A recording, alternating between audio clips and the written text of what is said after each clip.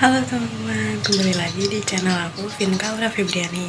Nah, kali ini aku mau ajak kalian ke Lubang Buaya yang dimana di sana ada Museum Pancasila Sakti. Nah, yuk aku tunjukin ada apa aja sih di sana. Nah, ini aku sudah berada di dalam kawasan Museum Pancasila Sakti yang dimana tiketnya itu cuma 5.000 per orang. Nah, ini aku sudah memasuki kawasan Monumen Pancasila Sakti. Nah, tapi kalian harus menaiki tangga terlebih dahulu untuk ke atas. Nah, nanti kalian akan bertemu dengan papan petunjuk arah seperti ini ya.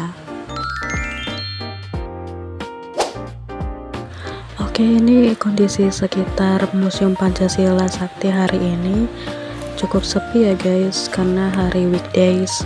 Kalau ramai biasanya di hari weekend karena hari libur sekolah.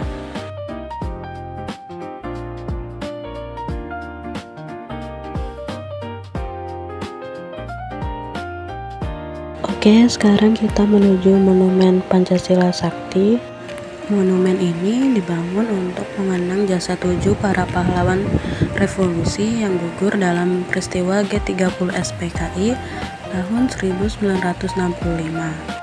dan sekaligus menjadi tempat belajar sejarah bagi kita semua.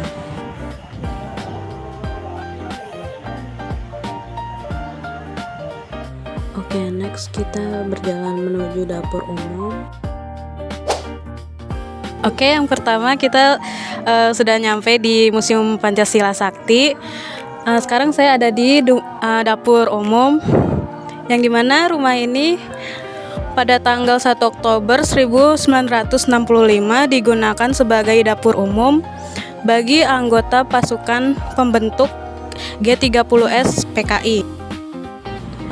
Nah, ini untuk tampilan luarnya. Dan ini bagian dalam dari rumah ini. Di dalamnya ada ruang tamu, banyak bangku-bangku dan balai, mungkin bisa juga untuk tidur.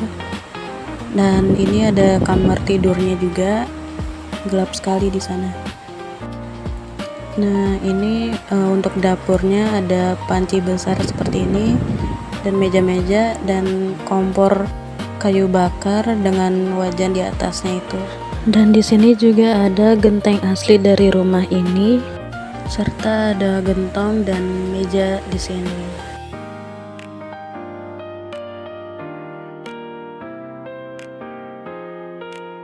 Next kita masuk ke ruang relik. Di sini kita seperti menyusuri lorong ingatan, menyaksikan wajah-wajah yang pernah disembunyikan di dalam gelap. Yang pertama ada foto Jenderal Ahmad Yani pada saat beliau masih hidup, serta jenazah beliau yang telah ditemukan.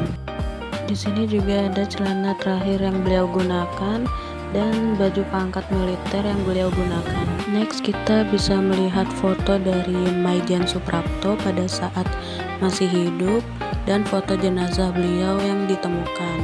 Di sini juga ada pakaian terakhir yang beliau gunakan, baju militernya. Selanjutnya kita bisa melihat foto MT Haryono pada saat beliau masih hidup dan jenazah beliau yang telah ditemukan.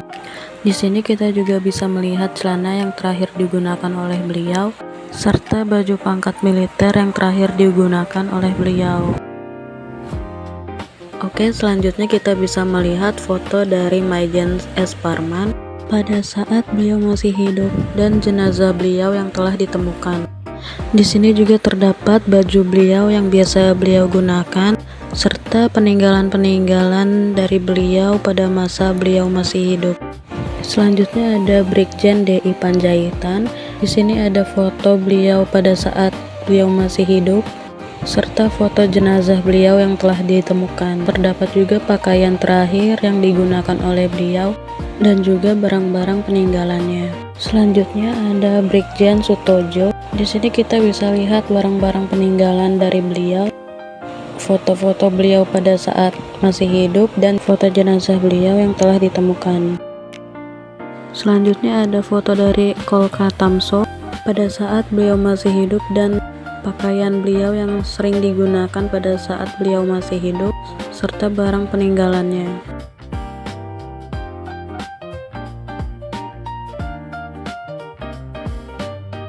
Selanjutnya ada foto dari Letkol Sugiono. Di sini kita bisa melihat foto dari beliau pada saat beliau masih hidup serta pakaian yang sering beliau gunakan pada masa itu.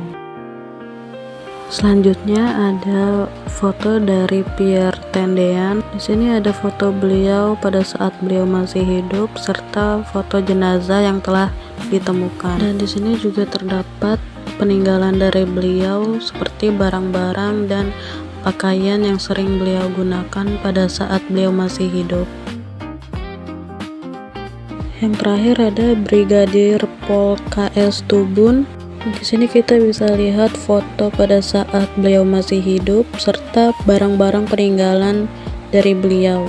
Terdapat juga pakaian serta topi yang beliau gunakan pada saat beliau masih hidup dulu.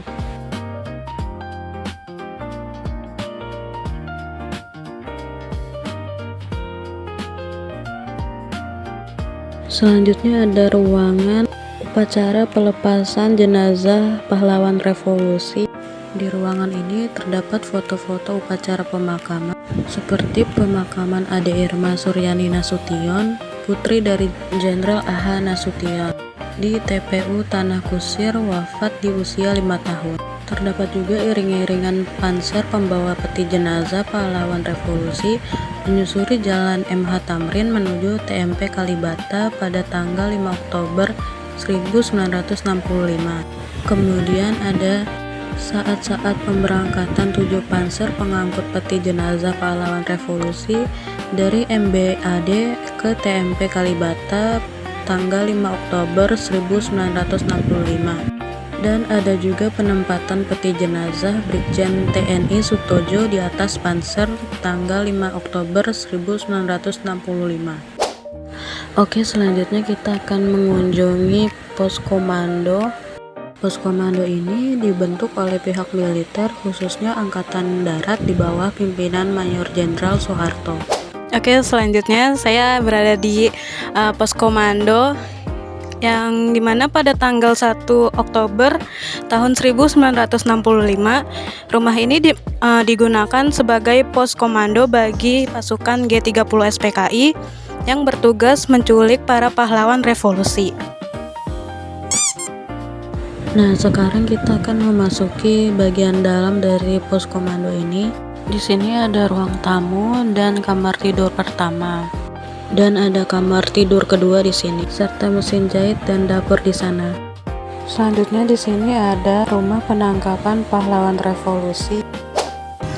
Oke, selanjutnya saya berada di rumah penyiksaan pahlawan revolusi. Nah, ini untuk tampilan dari penangkapan pahlawan revolusi. Saya akan menjelaskan dari penangkapan pahlawan revolusi ini, yang dimana pada malam 30 September hingga dini hari 1 Oktober 1965, sekelompok pasukan yang menamakan diri Gerakan 30 September atau 30S melakukan operasi untuk menangkap sejumlah perwira tinggi Angkatan Darat di Jakarta. Dalam pelaksanaannya, beberapa perwira melakukan perlawanan, sementara yang lain ditangkap dan dibawa secara paksa. Oke, selanjutnya saya berada di Sumur Maut, yang dimana di sini tempat ditemukannya jasad para pahlawan revolusi pada masa itu. Sumur Maut ini pada tanggal 1 Oktober 1965, PKI menggunakan sumur tua sedalam 12 meter dan berdiameter 75 cm ini untuk mengubur 7 jenazah para pahlawan revolusi. Dan terakhir di sini ada patung dari ketujuh para pahlawan revolusi, di mana ada patung dari Sutojo, D.I. Panjaitan, patung dari R. Suprapto dan Ahmad Yani, patung M.T. Haryono dan Suparman, serta patung Pierre Tendean.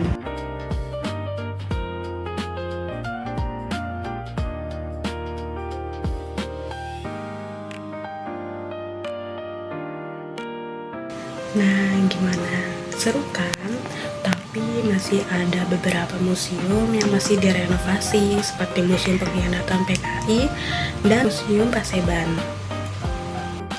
Nah, buat kalian yang suka dengan hal-hal sejarah seperti itu, yuk bergabung dengan kami di jurusan Pendidikan Sejarah yang ada di Unindra.